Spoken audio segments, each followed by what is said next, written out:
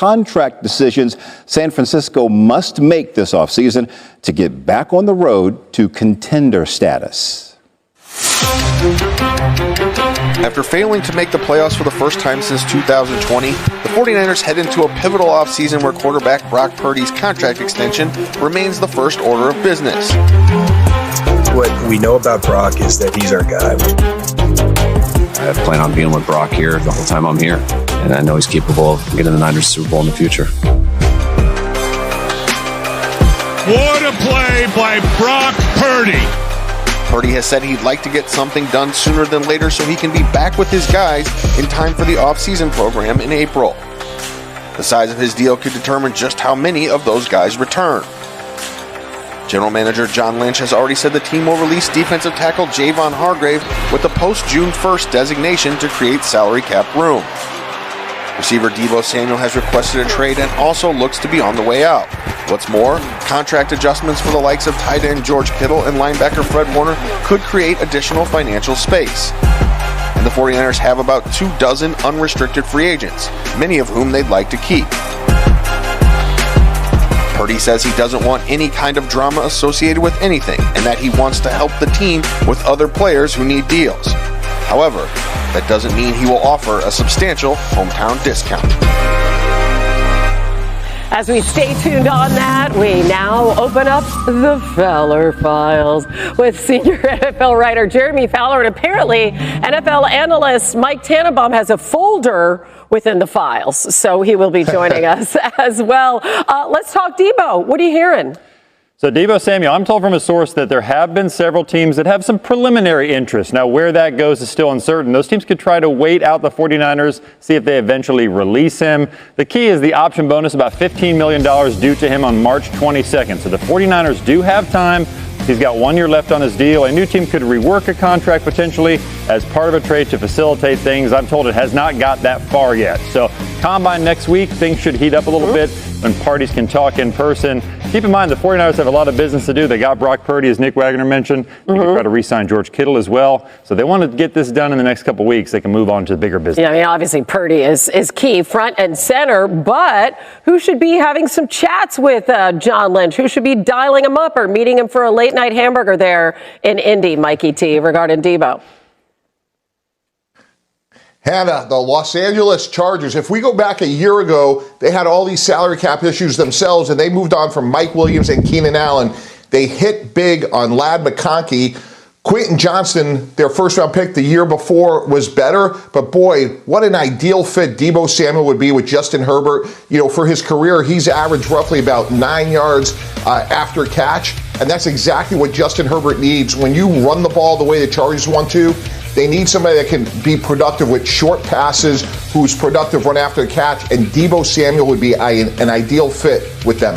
Yeah, they were 19th in total passing offense last season. All right, let's stay in the West. Some questions. Obviously, we've been talking about it nonstop. Matthew Stafford's future under contract through 2026. That cap hit is just under $50 million, as you've been reporting. So what are you hearing there? Yeah, Hannah, the people I've talked to with the Rams believe that they want to keep Matthew Stafford. They want to work out a new contract. They know that they would have to figure out something. He's due $27 million in cash this year. He is underpaid as still one of the top 5 to 7 quarterbacks in the league. So they have to work something out. But the belief league-wide is that the Rams will have a threshold and a limit as to how far they'll go with that money. He's in his late 30s, some durability questions. So they're going to have to try to find a sweet spot. If they can't, then teams are interested. Certainly you have teams out there, several teams that need a quarterback, whether it's the Raiders, the New York Giants, the Pittsburgh Steelers. I mean, this is something that a lot of people around the league are monitoring to see if the Rams can pull this off. But cooler heads could prevail. When I talk to people with the Rams, they do feel like right now that Stafford will be back. But something has to get done on the contract. That's it almost feels like the first domino to fall in terms of where some of these free agents are going to go and this like quarterback carousel that we're in right now. Mikey T, what do you think the Rams should do here? I think the sweet spot's around $50 million a year. I agree with Jeremy, Hannah. He is underpaid. You look at Kirk Cousins at roughly $45 million a year. I think it has to be north of that. If I'm the Rams, I do try to hold the line and say I'm not going to $60 million at the top end of the market because, as Jeremy alluded to, because of age and durability. But he played really good. If we go back to last year, they were 20 yards away from being the Eagles, by far the most competitive team the Eagles played in the postseason were the Rams. So I do try to find that sweet spot, roughly around $50 million a year. Both sides can claim victory. Stafford gets a raise. The Rams hold the line. And with all those good young defensive players, if I'm the Rams, run it back. Yeah, and listen, if you have good young players on defense, you can afford to spend some money on offense, can't you? They have about $37 million in cap space right now in the middle of the pack. I like this nice fat Fowler files with the folder here from Mikey T. It's well stocked with Mike T when he comes in for sure. Exactly. Good stuff from both you guys. Thank you. Detroit Lions fell short of their Super Bowl dreams, but a sight for sore eyes this week when star Aiden Hutchinson was back working out almost 4 months after suffering a broken tibia and fibula, which ended his season in mid-October. Hutchinson acknowledged the significant changes upcoming in the coaching staff, certainly an expected byproduct of the Lions' success. But he said, as long as we have the right guys in the locker room, you can roll anyone in there and call the plays. For more on that, here's Lions reporter Eric Woodyard.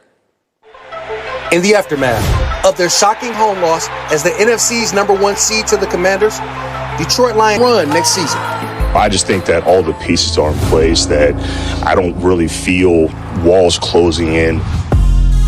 For offensive coordinator, the Lions brought back former assistant John Wharton, who was the Broncos' pass coordinator for the previous 2 seasons, while Campbell maintained continuity by promoting former linebackers coach Kelvin Shepard to replace Glenn as the new defensive coordinator.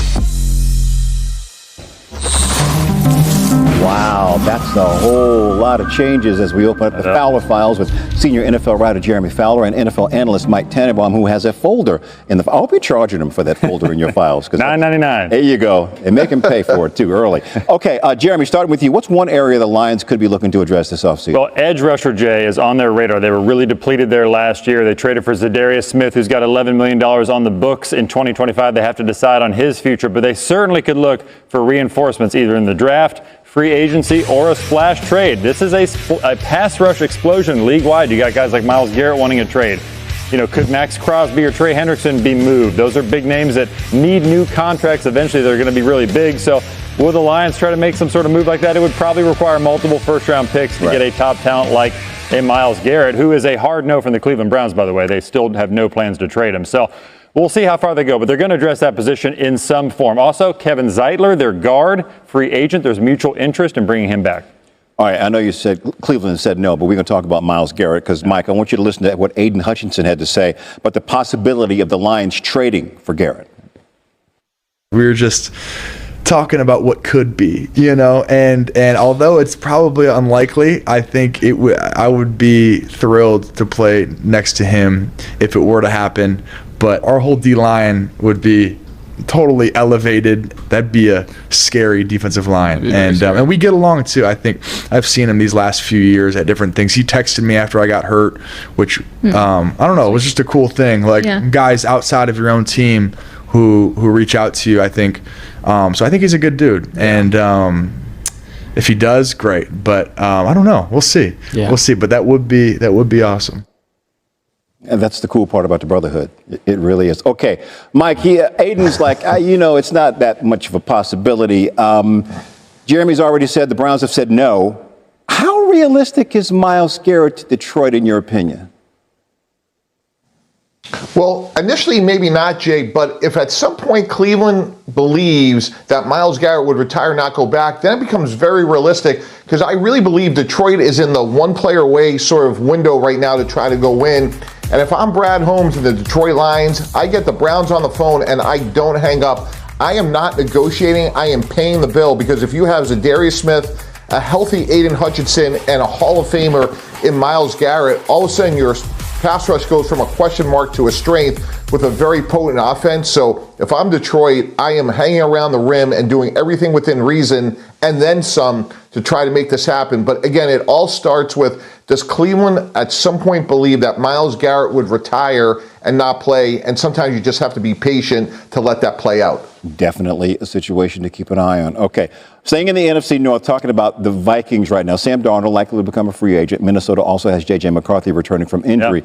Jeremy, what are you hearing about the Vikings' approach at quarterback this offseason? Yeah, to use Mike Ortiz phrase, which I love. The Vikings are hanging around the rim with Sam Darnold. They're weighing the option potentially. I'm told that they are open to him coming back on a new deal. You know, talking to people around the league with other teams, they are skeptical that the Vikings would go the franchise tag route right now because you're looking at close to $40 million on a one-year deal, which maybe that could facilitate a tag and trade, but that's high coin for a player that is going to get a nice, robust market, but maybe not that high. So we'll see how that shakes out. But all options are on the table for Minnesota. But what was clear to me is that J.J. McCarthy will be the franchise quarterback. They have no plans to trade him. It just depends on whether that's 6 months from now, 12 months, 18 months. And watch for Daniel Jones. He was on the roster last year. He'd be a cheaper alternative to Sam Darnold. Could be some interest there to bring him back. Okay, Mike, if you're the Vikings, how would you approach this quarterback situation?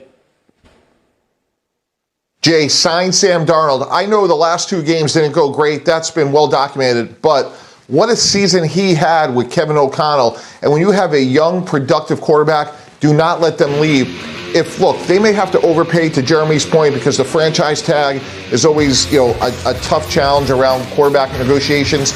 But if you're coming out of this and we're sitting here in August with 2 great young quarterbacks and Sam Darnold and the potential J.J. McCarthy, that's a great position to be in. 1, you can't have enough depth. And then 2, maybe somebody makes you an offer you can't refuse for McCarthy. So to me, a position of strength at the quarterback position